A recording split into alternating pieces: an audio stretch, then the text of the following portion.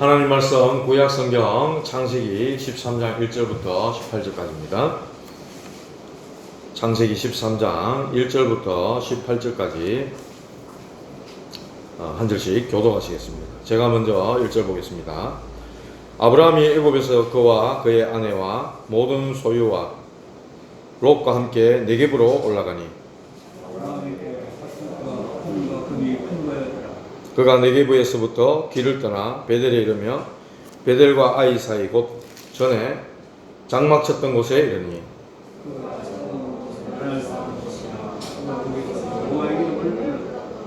아브라함의 일행 롯도 양과 소와 장막이 있으므로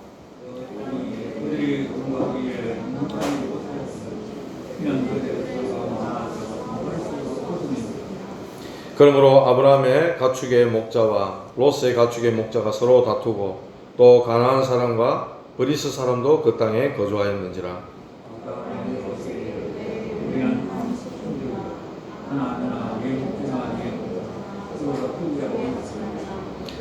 네 앞에 온 땅이 있지 아니하냐. 나를 떠나가라. 네가 좌하면 나는 우하고 네가 우하면 나는 좌하리라.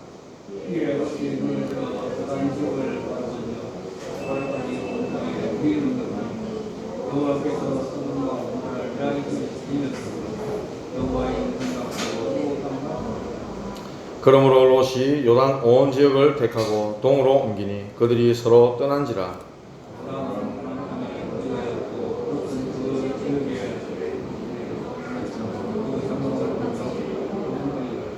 소돔 사람은 여호와 앞에 악하며 큰 죄인이었더라.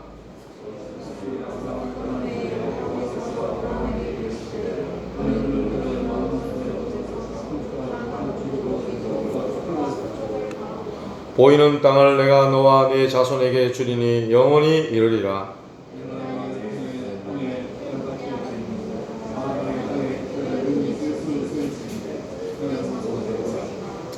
너는 일어나 그 땅을 종과 형으로 두루 다녀보라. 내가 그것을 네게 주리라. 이에 아브라함이 장막을 옮겨 헤브론에 있는 마므레 상수리 숲으로 이르러 거주하며 거기서 여호와를 위하여 제단을 쌓았더라. 아멘. 한번 인사하십시다. 평안하십시오. 당신은 현장살일 전도자이십니다. 감사합니다. 아유, 더운데 어떻게 살아남으셨습니까? 어제 오늘 날씨가 참 대단합니다. 오늘은 역사하시는 하나님이라는 제목으로 말씀을 함께 보도록 하겠습니다. 세계 랩넌트 리더 대회가 지난 주간에 있었죠. 약 한 3,700명가량 등록해서 전국과 세계의 이 랩넌트 리더들이 말씀의 은혜를 받았습니다. 저는 말씀에 마음에 이렇게 붙잡혀지는 말씀은 다 영어로 하시더라고요. 우리 랩넌트들을 위해서 그러시는지 다 영어로 이렇게 막 쓰셔가지고 저희 집에 어린 랩넌트 2명이 있는데 필기하기가 좀 힘들다 이렇게 하더라고요. 에브리바디에서 노바디에서 에브리바디로 아무도 없는 곳에서 모든 사람을 살리는 곳으로 이게 1강이었고요. 또 나싱에서 에브리싱으로 아무것도 없는 데서 모든 것이 있는 곳으로 이런 제목의 말씀을 주셨어요. 그렇다. 현장에는 아무도 도와줄 수 없고 또 아무것도 없다. 그런데 그게 실패인 것 같고 절망할 수 있을 것 같고 또 낙심할 일도 생기는데 그럴 필요 전혀 없다. 하나님이 함께 계시고 그 하나님 바라보면 반드시 하나님은 살리는 사람으로 세울 것이기 때문에 또 모든 것이 있는 것으로 하나님이 인도하실 것이기 때문에 그래서 우리 보고 서밋 캐릭터를 가져라. 서밋 캐릭터라 또 영어인데요. 정상의 어떤 그런 성격, 성질 그런 어떤 그걸 가져라. 거죠. 정상에서 있는 그런 마인드를 가져라. 그래서 요셉의 형들은 틀린 것을 붙잡고 있었기 때문에 틀린 것을 붙잡고 있는 그 사람들 때문에 내가 힘들 필요가 없다. 내가 흔들릴 이유가 없고 내가 낙심할 필요 없고 포기할 필요 없다. 그래서 유 목사님이 작사하시고 어떤 사모님이 작곡한 237 치유 서밋의 지도자라는 찬송 있잖아요. 올해 주제 찬송. 처음에 들을 때는 뭐 곡도 그렇고 뭐 가사도 뭐 그렇고 잘 못 알아듣겠더라고. 따라 부르기도 힘들고. 근데 지금은 이 가사를 딱 생각을 하면서 너무 좋은 거예요. 너무 차고 와닿고 가사도 너무 마음에 와닿고. 우리 랩런트들이 현실에 들어가면은 힘들 일도 흔들릴 일도 낙심할 일 포기할 일 얼마나 많습니까? 그런데 어른들 기성세대들이 잘못 붙잡고 있는 그 틀린 것 때문에 랩런트들이 힘들어할 필요가 없다. 흔들릴 필요가 없다. 절대로 낙심하거나 포기할 이유가 없다. 하나님이 너의 후원자고 하나님이 너를 지키시기 때문에 너는 237 치유 서밋의 지도자다. 하나님이 그렇게 부르셨다는 거죠. 야, 이 마음에 막 감동이 밀려오는 거 있잖아요. 하나님께서는 우리에게 언약을 주셨습니다. 우리의 수준, 형편, 내 능력 아무 상관없이 하나님은 우리에게 언약을 주셨어요. 그리고 하나님 그 언약을 반드시 이루어 가십니다. 언약을 주시고 언약을 이루어 가시는 하나님이죠. 그 언약은 바로 복음으로 우리에게 나타났어요. 바로 여자의 손이 내 머리를 상하게 할 것이다. 사단의 머리를 깨뜨린다. 창세기 3장 15절 말씀하셨죠. 그 말씀은 바로 여자의 손으로 오신 예수 그리스도를 말씀하는 겁니다. 하나님 떠난 사단의 운명과 또 죄악과 저주를 우리는 절대로 해결할 수 없는데 하나님만이 이 문제를 해결하실 수 있다는 사실입니다. 하나님만이 이 문제를 해결하시기 위해 그리스도를 보내셨다는 사실이에요. 이 복음을 통해서 모든 문제가 다 끝이 났다고 주님은 말씀하십니다. 이걸 붙들고 이걸 믿어야 된다는 거죠.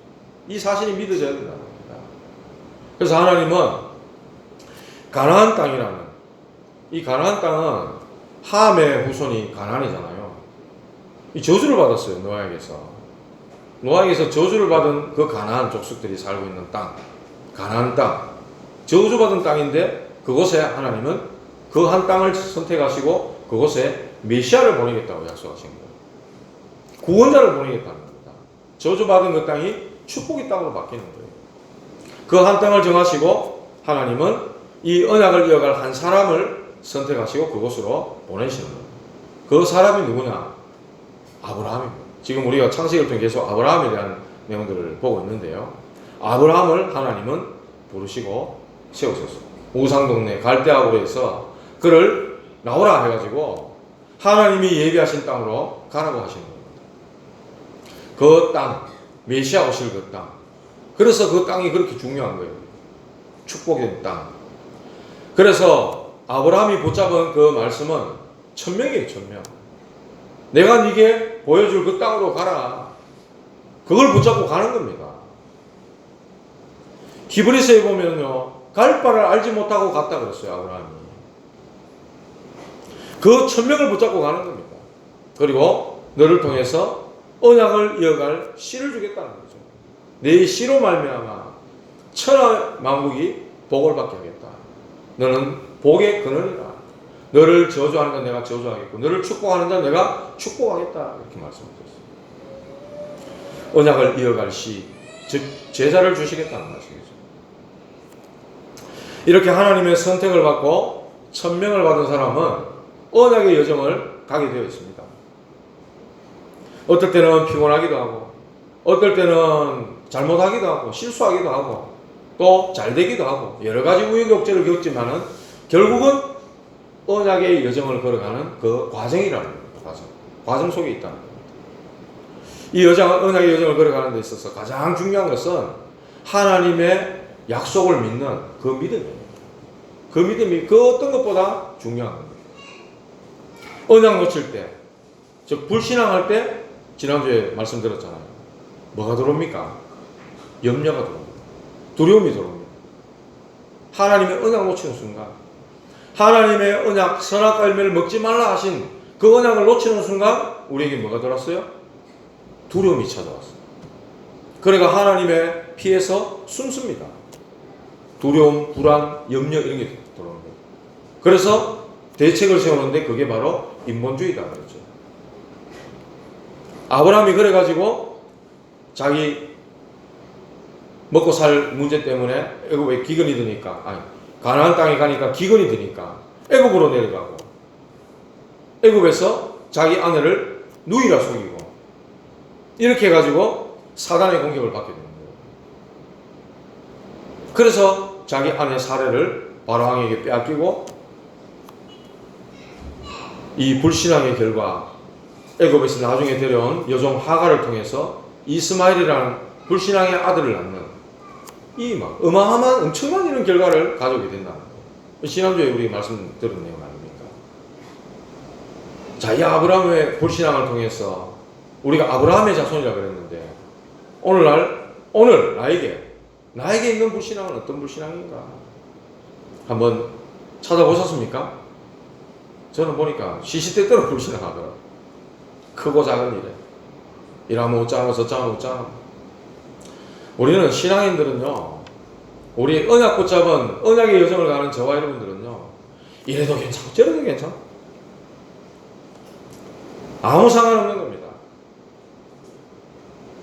결국 하나님은 바로의 집에 큰 재앙을 내려가지고 그 마누라를 다시 되찾아오게 만들고, 그런 하나님의 능력을 아브라함이 체험하게 되지 않습니까? 복음을 체험하게 됐다는 거죠. 이렇게 복음을 체험한 아브라함이 믿음을 회복하는 겁니다. 약속의 땅 가나안으로 다시 돌아가게 하시는 거예요. 왜? 그곳에 메시아가 오실 땅이기 때문에 그곳으로 하나님이 다시 돌아가게 하시는 거예요. 사실은요, 창세기 12장 그 뒷부분에 보면은 바로가 아브라함을 불러가 막 하잖아요. 네가 어째서 나에게 이렇게 했느냐? 어째서 네 아내를 누이라고 내게 속였냐? 어떤 면에서 이 아브라함이요, 사실 창피해서 거기 못 살아요, 더 이상. 안 그렇습니까? 그래서 가라는 거예요. 그래서 떠나가지고 다시 가나안 땅으로 돌아가는데 2절에 보니까 아브라함에게 가축과 은과 금이 풍부했다 그랬어요. 아브라함이 자기 재산을 이끌고 자기 아내를 찾아서 돌아오게 되는데, 그 상황 속에 하나님이 나와 함께 계시는구나, 이것을 아브라함이 체험하게 된다. 그런데 하나님은요, 돌아올 때 보니까 어마어마한 경제를 축복하셔요. 그전에 애굽에서 먹을 것이 없어가지고 기근 때문에 애굽으로 내려갔다 그랬잖아요. 그런데 가축과 은금이 풍부했다 그랬어요. 이게 뭡니까? 하나님 믿으니까 하나님이 돈을 주셨다, 축복하셨다, 그 말입니까? 그 말 아닙니다. 언약 안에 있다는 게 바로 이런 축복이라는 거예요. 구원받은 하나님의 자녀를 하나님이 이렇게 축복하신다는 사실이에요. 그래서 하나님의 언약 속에, 하나님의 계획 속에 있다는 것은 이렇게 굉장한 축복이라는 사실입니다. 이 아브라함이 신앙과 믿음을 회복하게 된 겁니다. 3절에 보니까 베델과 아이 사이, 곧 전에 장막 쳤던 곳에, 그곳에서 아브라함이 마므레 상수리 숲을 아래에서 단을 쌓았다 그랬잖아요. 그곳에서 처음 제단 쌓았던 그곳에서 여호와의 이름을 불렀더라 그랬어요. 하나님을 찬양 안 했겠어요? 할렐루야, 하나님 감사합니다, 그런 믿음의 고백을 했겠죠. 하나님 은혜 때문에, 하나님이 도우시고 인도해 오신 덕분에 제가 이렇게 무탈하게 많은 이런 가축을 거느리고 아내를 찾아서 이렇게 돌아오게 되었습니다. 하나님의 그 이름을 그렇게 불렀지 않겠습니까? 그래서 오늘 첫 번째로, 불신앙을 버릴 때 하나님은 역사하시게 되어 있다. 불신앙 버릴 때 역사하시는 하나님이시다. 마태복음 7장 13절 14절을 보면요, 좁은 길로 가라고 했어요. 사실 사람들이 다 편한 길을 가려고 합니다. 특히나 요즘같이 여러 가지 발달된 시대에, 발전된 시대에 얼마나 생활 속에도 보면 편리한 것들이 많은지 몰라요. 사진 찍으려고 해도 셀카봉 요래 쫙 해가 막 찍으면 되고, 집에 갖다 놓고 이렇게 소파처럼 지대고 들룩다시피 해가지고 볼 수 있는 편안한 걸 따지자면 한도 끝도 없어요. 요즘. 사람들은 저마다 다 이렇게 편안한 길로 가려고 합니다. 넓은 길로 가려고 합니다. 그런데 성경은 말합니다. 좁은 길로 가라. 그 길이 바로 믿음의 길이다. 그 길이 바로 하나님이 준비하신 그 길이요, 그 길은 바로 생명의 길이다, 이렇게 말씀하십니다. 대부분 내가 원하는 길을 가려고 하죠. 내가 가고 싶은 길을 가려고 하는 거예요.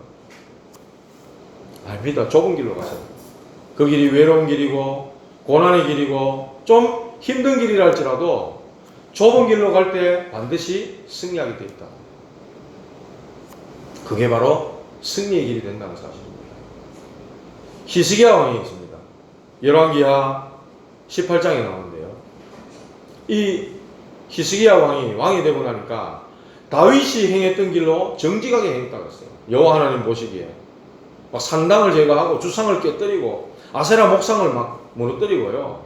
모든 우상을 제거하고 아수르에 조공 바치던 거 이제 안 바친다 이래 나온 거예요. 대차게 나온 겁니다. 믿음이 있을 때는 지금 히스기야 왕이 그랬는데 어느 날 보니까 아수르가 어마어마한 군대를 이끌고 이스라엘을 치기 위해 가지고 18만 5천 명이나 되는 군대를 이끌고 이스라엘을 쳐들어오는 거예요. 큰일이 생긴 거죠. 이런 문제가 딱 터지니까 그 믿음 좋던 히스기야가 인본주의를 딱 세는 거예요. 첫째로 비는 거예요. 아수르 왕에게, 아수르 왕 사네립에게 무조건 잘못했다고 비는 거예요. 내가 잘못했고 범죄했습니다. 왕에게 내가 범죄했습니다. 돌아가시옵소서. 이렇게 막 비는 거예요. 그것도 안 되니까 은금을 갖다가 바치는데 성전 기둥에 있던 금을 다 깨가지고 갖다 바치는 거예요. 그것도 안 되니까 애굽에 원병을 요청하는 거예요. 좀 도와달라. 우리가 지금 다 죽게 생겼다. 그렇게 믿음 좋고 이 당차게 나가던 히스기야가 이런 큰 시급한 문제 위기 앞에 딱 닥치니까 그만 인본주의를 쓰고 불신앙에 빠져버리는 거죠. 그래도 안 되는 거예요. 이렇게 인본주의 있을 때 하나님 가만히 계십니다. 아무 역사 안 하시고요. 가만히 계셔요. 그런데 너무너무 다급해가지고 이제 히스기야가 드디어 애굽에 드디어 히스기야가 하나님 앞에 그 편지를 갖다 놓고 아수르 왕 사네립의 편지를 갖다 놓고 하나님 전에 엎드리는 거예요. 사실은요, 아수르 왕 그 사네립이 18만 5천의 그 군대를 이끌고 쳐들어왔을 때 그것 때문에 흔들릴 이유는 없는 거예요. 근데 막상 그렇게 들이닥치면 어떻게 되겠어요? 그만큼 국력이 안 되고 힘이 없다 이 말이죠. 근데 틀린 것, 잘못된 걸 붙잡고 지금 18만 5천 군대를 가지고 이스라엘을 초토화시키려고 쳐들어온 그 아수르 왕, 아수르 군대 때문에 흔들릴 필요가 없는 건데 이 히스기야가 그만 흔들려 버린 겁니다. 너무 다급해가지고 이제는 그 편지를 들고 인본주의 실컷 쓰고 놓고 하나님 앞에 나가는 겁니다. 하나님. 그 내용이 열왕기하 19장에 나옵니다. 천하 만국이 하나님 여호와께서 참 하나님이심을 알게 하시옵소서. 그릇들 위에 계신 여호와 하나님이여 하면서 막 이제 하나님 앞에 기도를 하기 시작하는 거예요. 사내립이 지금 막 쳐들어와가 다 죽게 생겼습니다. 온 땅이 천하 만국이 여호와께서 참 하나님이시고 홀로 유일하신 하나님임을 알게 하시옵소서. 이렇게 기도를 하는 거예요. 믿음이 드디어 회복된 거죠. 근데 열왕기하 19장 35절에 보니까 그 밤에 여호와의 사자가 아수르 군대 18만 5천을 치니 다 시체가 됐다는 거예요. 창 들고 칼 들고 이 사람들이 지금 이스라엘을 박살내기 위해서 쳐들어왔다가 하룻밤 사이에 히스기야 왕이 기도하던 그 밤에 하나님의 사자가 그들을 치니 전부 다 송장이 되어버린 거죠. 이게 하나님의 역사예요. 아수르 저 나라의 역사를 보면은 역병이 돌았다, 전염병이 돌았다 그러는데 어쨌든 간에 그날 밤에 싹 다 시체가 되어버린 겁니다. 하나님이 그렇게 하시는 거예요. 한 사람이 기도하는 그 시간에, 불신앙이 무너지는 그 시간에, 믿음을 회복하는 그 시간에 하나님이 역사하시는 거예요. 불신앙 버릴 때 하나님은 역사하시게 되어 있다는 사실입니다. 여러분 다니엘 잘 아시죠? 바벨론의 포로를 끌려간 다니엘. 이 다니엘이요 이제 죽게 생겼습니다. 사자굴에 들어가게 생겼어요. 이 다니엘을 시기하던 악한 신하들이 법을 세우게 만드는 거예요. 왕 말고 다른 신에게, 우리가 섬기는 바벨론의 왕 외에 다른 신에게 기도하거나 절하거나 그런 행위를 하면은 사자굴에 집어넣는다. 사형시키는 법을 만든 겁니다. 거기에 왕이 조세에 의인을 찍었다. 도장을 찍었다. 그랬어요. 근데 이 다니엘은요, 그 왕의 조세에 의인이 찍힌 것을 알고도 그랬어요. 사자굴에 들어갈 줄 알고도, 그 말은 죽게 생겼음을 알고도 전에 행하던 대로 자기 방에 올라가서, 우리 같으면 어떻게 하겠습니까? 지하로 꽁꽁 숨어가지고 창문을 있는 대로 다 닫고 커튼 닫히고. 그런데 다니엘은 어떻게 하죠? 자기 방에 올라가서 예루살렘을 향하여 전에 행하던 대로 창문을 열고 하루 3번 하나님께 감사하였더라. 우리는 어떻게 하겠어요? 하나님 죽게 생겼습니다. 내가 하나님을 믿고 이렇게 섬겼는데 하나님 왜 이런 문제가 옵니까? 우리는 극하겠죠. 그런데 다니엘은요, 하나님께 감사했더라. 자기의 총리 자리보다, 자기의 목숨보다 하나님이 주신 그 언약이 더 소중한 거예요. 다니엘은 그런 사람이었어요. 죽고 사는 것보다 하나님 앞에 기도하는 영적인 은혜를 더 중요하게 여겼다는 거예요. 하나님께서 그날 밤에 사자의 입을 봉하심으로 사자가 너를 물지 못하였나이다. 나중에 이렇게 얘기하거든요. 여러분, 사자가 입이 딱 봉해져 갖고 그 날카로운 이빨을 하지 못하면은 사자가 얼마나 귀엽겠어요. 그날 밤에 사자하고 같이 그 굴 속에 같이 있었다니까요. 그 발톱도 안 익었겠어요. 그런데 여호와의 사자가, 여호와의 주에 보내신 천사가 사자 입을 봉하고 사자가 다니엘을 조금도 해칠 수가 없었다. 이게 하나님의 역사 아닙니까? 놀라운 기적이죠. 홍해 앞에 선 이스라엘 백성들 한번 보십시오. 뒤에는 애국 군대가 쫓아오고 앞에는 홍해가 가로막혀 있고 전부 두려움에 사로잡혀가지고 막 지금 사람들이 막 원망하고 막 울고 난리가 났어. 돌아가자. 한 군대 장관을 세워가 돌아가자. 그때 뭐라 그럽니까? 모세가 말합니다. 출애굽기 14장 13절에 너희는 가만히 있어서 오늘 너희를 향하여 행하시는 여호와의 구원을 보라. 너희가 본 애국 사람들을 2번 다시 볼 수 없으리라. 너희는 가만히 있어서 여호와께서 너희를 위하여 싸우시리니 너희는 가만히 있을지어다. 여호와께서 너희를 위해 싸우신다. 그리고 그 지팡이 든 손을 가지고 바다 위를 향할 때, 홍해 바다를 향할 때 하나님이 그 바다를 쫙 갈라버리십니다. 놀랍죠? 하나님의 역사, 하나님의 역사. 한 사람이 이렇게 불신앙하지 않고 믿음 고백할 때 하나님이 이런 역사를 일으키십니다. 요단강은 어떻습니까? 언약궤면 제사장이, 하나님의 말씀을 맡은 제사장이 그 언약궤를 메고 요단강에 발을 들여놓는 순간 요단강이 쫙 갈라져요. 홍해를 가르치고 요단을 가르치면 뭡니까? 전부 불신앙해 하고 뭐 안 믿으니까 하나님이 제발 좀 믿으라고 갈라버려요. 하나님이 살아계시고 하나님이 역사하시고 하나님이 너희들과 함께 하신다는 것을 보여주시는 거예요. 여리고성은 어떻습니까? 그 철옹성 같은 여리고성, 마차 2대가 왕복으로 지나갈 수 있는 그만한 성벽의 두께를 가진 여리고성, 입을 떼지 마라 그랬어. 입 떼지 말고 계속 돌아라. 한 바퀴씩 돌아라. 그 말은 뭡니까? 불신앙하는 입을 다물라는 거죠.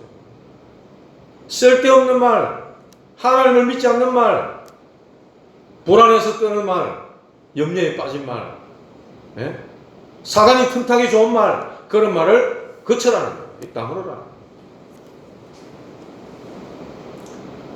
만약 이거 뭐 한 사람이라도 그런 말 하면 어떻게 되겠습니까? 내 자녀에게, 가족에게. 그 불신앙의 말이 다 죽인 결과를 가져온단 말이죠. 그래서 하나님이 입을 열지 마라. 마지막에 일제히 외쳤는데 그 성이 와르르 무너져버렸어요. 아니, 소리가 얼마나 커서 그게 무너지겠어요. 하나님이 무너뜨려 버린 겁니다. 가나안 땅에 들어간 사람들이 누가 들어갔습니까? 전부 1세대들은 불신앙하고 불평하고 원망하고 모세를 대적하고 그 사람들은 모래사장에 다 광야 40년 동안 다 죽었습니다. 불신앙하지 않았던 여호수아와 갈렙 그리고 그 후세들 그들이 가나안 땅으로 들어갈 수 있었던 것이죠. 오늘 이 아브라함 한번 보십시오. 아브라함이 불신앙할 때 어땠습니까? 집안 문제가 일어나는 거죠. 본토 친척 아비 집을 떠나라 할 때 인정 때문에 자기 조카 롯을 데려나온 거예요. 그 인정에 끌려가지고 자기 형의 아들 아닙니까? 그 조카를 데리고 오면 좋을 줄 알았는데 나중에 어디죠? 오늘 본문에 하나님이 아브라함을 축복하셔서 가축과 은금이 풍부했다 그랬잖아요. 2절에 5절에 보면 5절 아니고요. 롯에게도 5절에 나오네요. 롯도 양과 소와 장막이 있으므로 했죠. 조카 롯도 양과 소와 장막이 있어가지고 그들의 소유가 많아서 그랬어요. 6절에 보면 함께 동거할 수 없었기 때문에 그들의 목자들이 서로 다투고 싸웠다 그랬어요. 소유가 많아가지고 이거는 뭐 말입니까? 잘 됐는데 그게 문제가 오는 거예요. 한국 교회가 지금 어렵고 힘들 때는 정말 하나님 앞에 부르짖는 거예요. 배고프고 가난하고 힘들 때 우리나라 전부 하나님 앞에 나아가 믿음 고백하고 엎드릴 때 진짜 복음 안에 하나 되고 이랬는데 지금 살만하고 배부르고 교회가 잘 살고 뭐 이러다니까 그 소유가 많아진지라 교회 안에 이 다투고 싸우고 이런 일들이 얼마나 많이 일어나는지 지금 아브라함 집에 지금 일어난 일이에요. 그 소유가 많아가지고 이때 아브라함이 눈치를 채는 거예요. 아브라함이 롯에게 이르되 8절 그래 말하죠. 우리는 한 친족이라 나나 너나 내 목자나 네 목자나 서로 다투게 하지 말자. 그러면서 네 앞에 온 땅이 있지 아니하냐. 나를 떠나가라. 네가 좌하면 나는 우하고 네가 우하면 나는 좌하리라.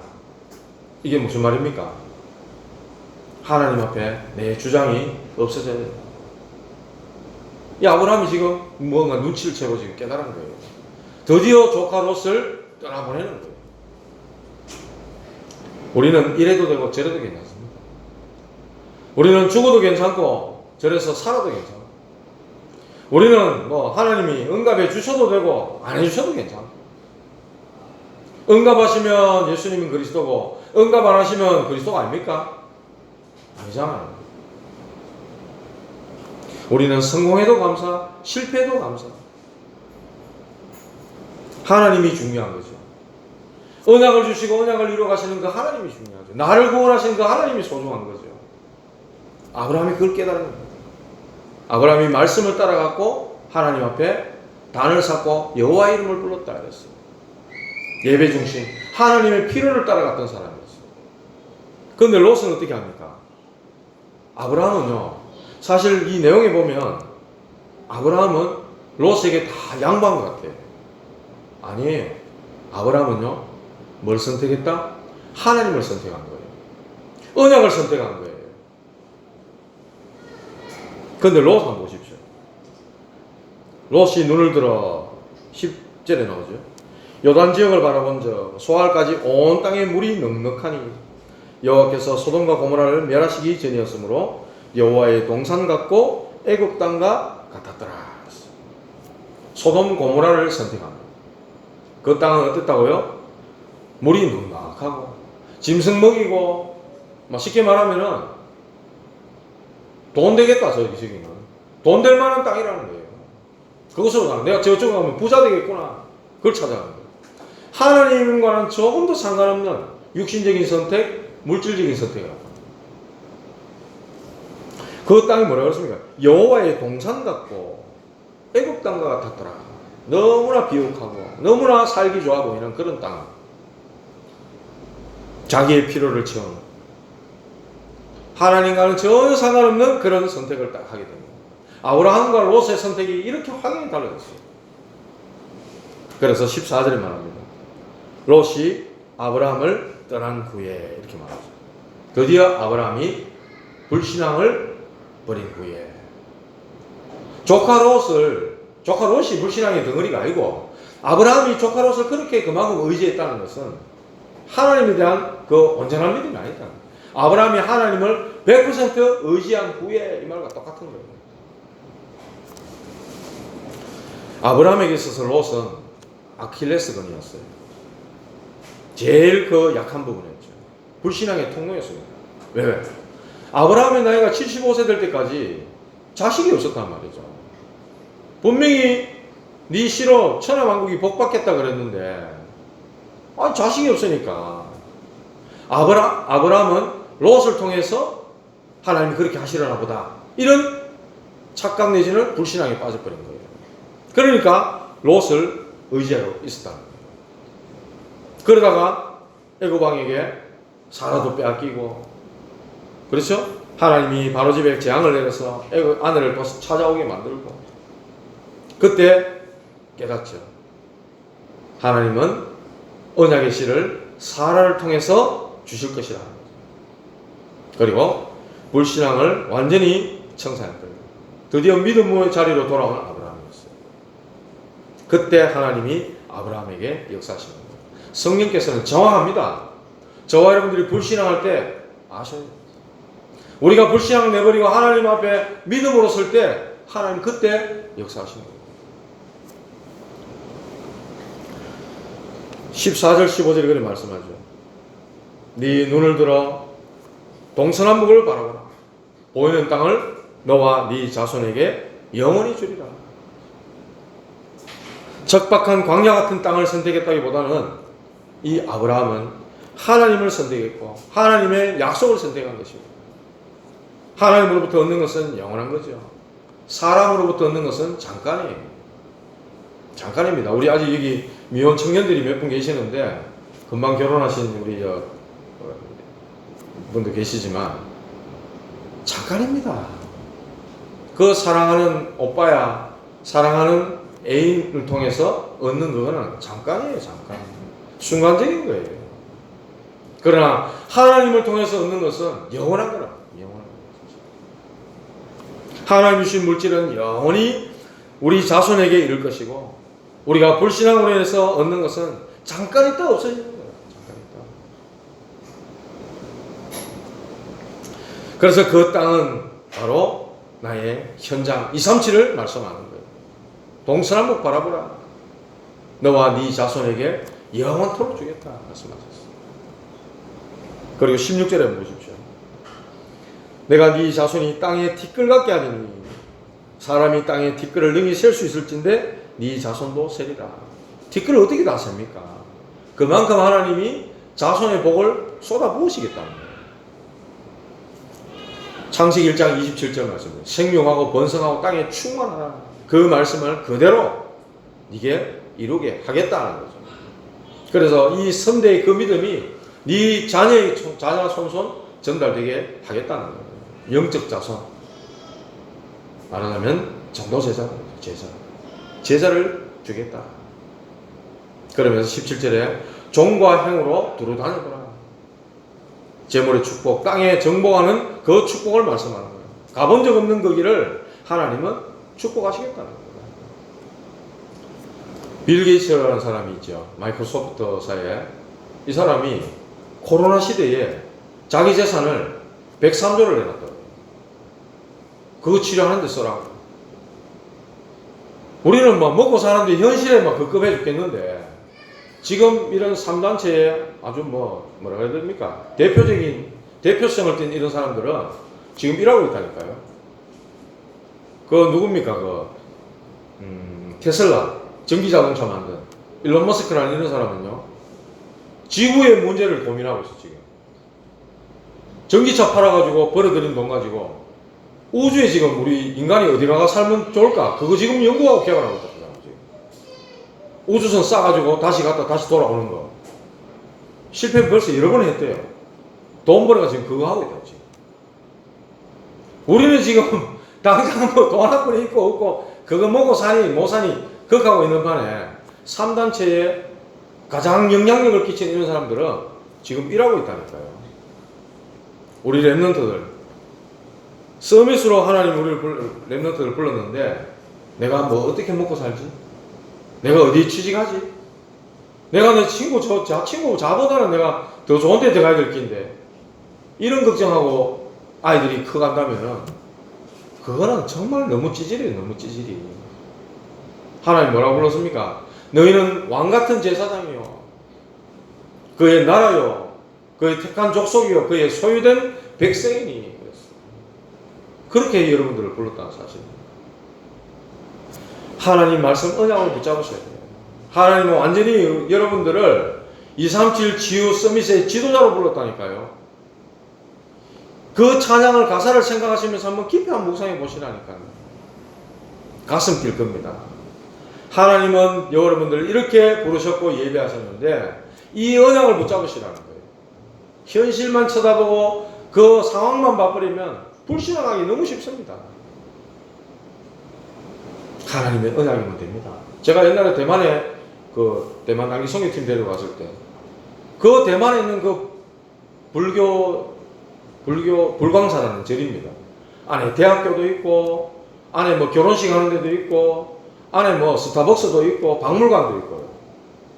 요람에서 무덤까지 다 있어요. 규모가 어마어마합니다. 기운이 쫙 빠지는 거예요. 우리는 뭔가 나는 뭔가 싶은 거예요.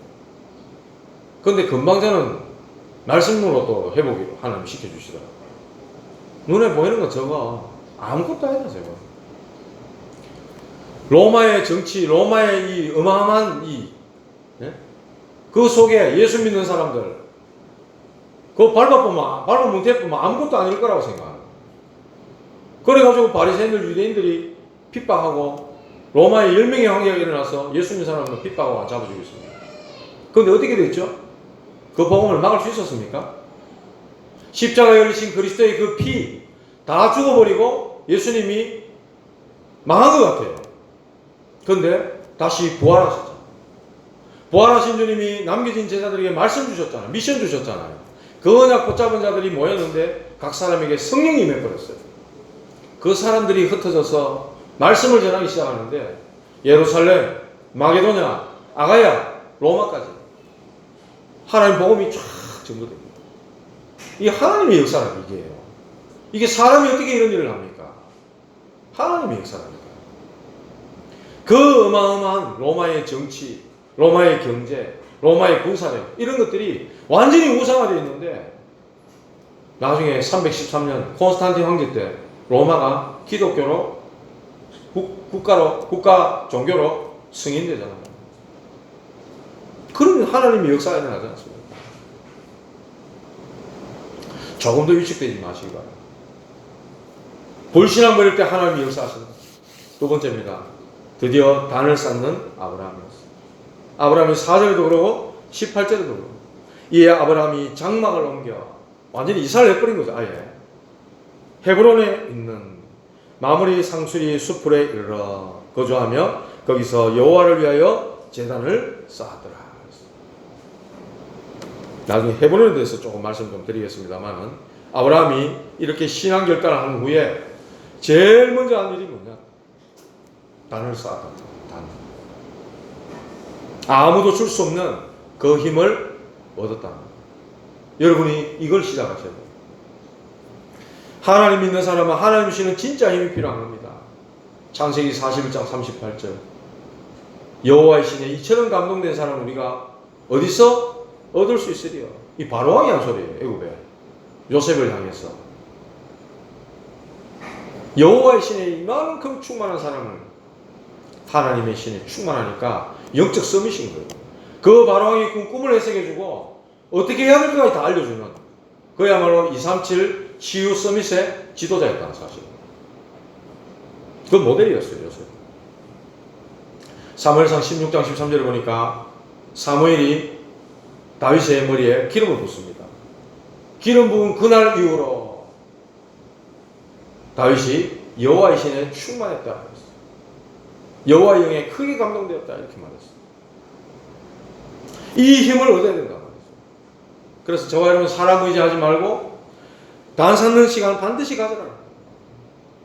하나님 앞에 예배하는 시간. 그 시간이 바로 미래의 여러분들의 서밋 시간이라는 사실입니다.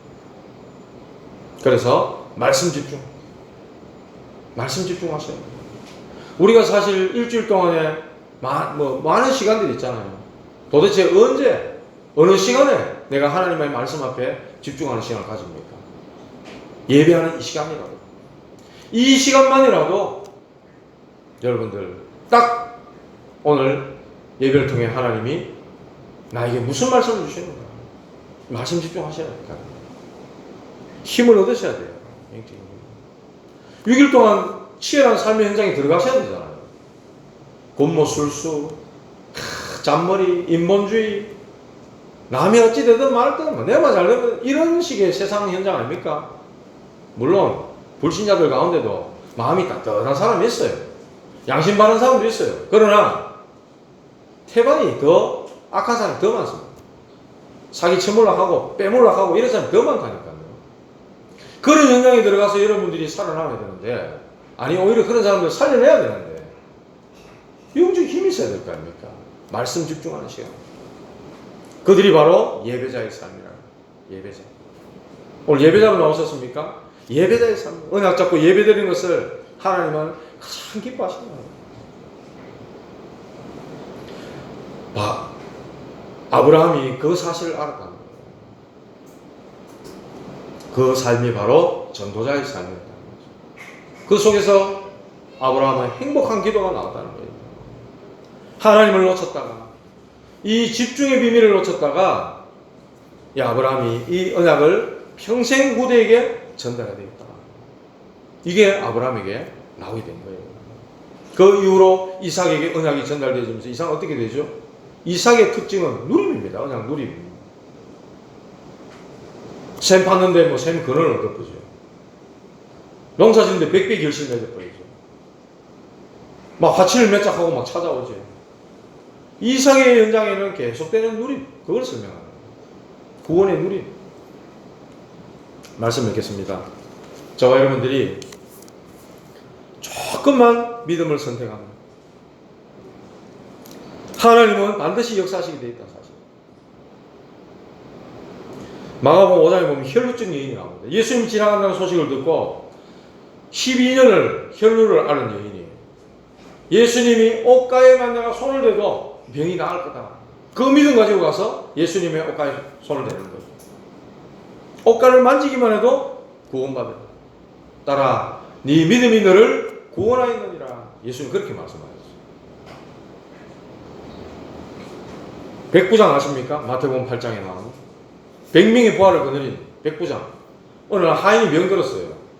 얼마나 그 하인을 사랑했는지 예수님께 나갑니다. 예수님, 내 사랑하는 하인이 병들었습니다. 좀 고쳐주십시오. 예수님이 가자. 그러니까 이 백부장 뭐라 그럽니까? 주님이 우리 집에 들어오시는 걸 제가 감당하지를 못하겠습니다. 제 밑에도 부하들이 많습니다. 제 부하들 보고 이리 가라 가면 저리 가고 저리 가라 가면 저리 갑니다. 예수님, 말씀만 하시옵소서. 그러면 내 종이 낫겠나이다. 이런 믿음을 가졌어요. 예수님이요, 이스라엘에 이만한 믿음을 본 적이 없다. 그 믿음을 칭찬하십니다. 저와 여러분, 이 믿음 가지시는 거예요. 빌립보서 4장 11절에 이런 말씀하셨어요. 내가 궁핍함으로 말하는 것이 아니니라. 어떠한 형편에든지 나는 자족하기를 배웠노니 나는 비천에 처할 줄도 알고 풍부에 처할 줄도 알아. 모든 일곧 배부름과 배고픔과 풍부와 궁핍에도 처할 줄 아는 일체의 비결을 배우노라. 내게 능력 주시는 자 안에서 내가 모든 것을 할 수 있느니라. 코로나 시대에 다들 어렵다, 힘들다, 죽겠다, 못 살겠다. 바울이 고백입니다. 부자도 되게 않고 가난해도 되게 않고 배불러도 괜찮고 배고파도 괜찮고 죽어도 괜찮고 살아도 괜찮고 사나 죽으나 우리가 그리스도의 것입니다. 로마 14장 8절에 말씀했어요. 왜 그렇습니까? 우리가 사나 죽으나 그리스도 안에 있잖아요. 방주 안에 있잖아요. 그러면 하나님이 책임지시는 겁니다. 이 믿음을 하나님은 원하고 계시는 거예요. 언약 잡은 믿음. 하나님 믿는 믿음. 그럴 때 하나님은 역사하시게 되어 있다. 어떻게 그럼 그 믿음을 가질 수 있습니까? 말씀과 기도 속에. 조금만 말씀과 기도 속에 들어가시면 됩니다. 그 속에 있으면 너무 쉽게 여러분들이 믿음의 선택, 즉 언약적인 선택을 하실 수 있다는 거예요. 두 번째입니다. 갈등이 오고 위기가 왔습니까? 여러분에게. 그때 여러분들 언약적 선택, 믿음의 선택을 하시기 바랍니다. 그러면 하나님은 영원한 미래를 보장하시는 거예요. 오늘 아브라함에게 하시는 말씀을 그 앞에도 하셨어요. 네 씨로 말미암아 분명히 말씀하세요. 그런데 더 명확하게 말씀하셔요. 네 눈을 들어 동서남북 바라봐라. 네가 보는 그 모든 땅을 너와 네 자손에게 영원히 주리라. 종과 영으로 행하여봐라. 하나님은 영원한 미래를 결정하는 그런 응답을 주시는 것입니다. 오늘 이 언약과 붙잡고 여러분들 불신앙을 무너뜨리고 하나님이 역사하실 수 있는 그 믿음으로 이번 한 주간 여러분 현장에서 승리하시기를 주님의 이름으로 축복합니다. 기도하시겠습니다. 하나님 감사합니다. 우리에게 현실 앞에 문제 앞에 불신앙할 일들이 참 많이 있습니다. 하나님 그럴 때마다 그 틀린 것 때문에 틀린 것을 붙들고 있는 그 사람으로 인하여 내가 힘들거나 흔들리거나 낙심하거나 포기하지 말게 하시고 하나님의 언약을 붙잡게 하시고 나의 후원자 되시고 나의 모든 것 되시는 그리스도를 믿는 그 믿음 가지고 하나님의 역사를 볼 수 있는 믿음의 사람들 되게 하여 주시옵소서. 우리 모든 현장에 우리 전도자들이 가는 모든 현장 위에 불신앙의 세력이 무너지고 하나님 나라가 이루어질 수 있도록 주께서 성령으로 역사하여 주시옵소서. 예수 그리스도 이름으로 기도하옵나이다. 아멘.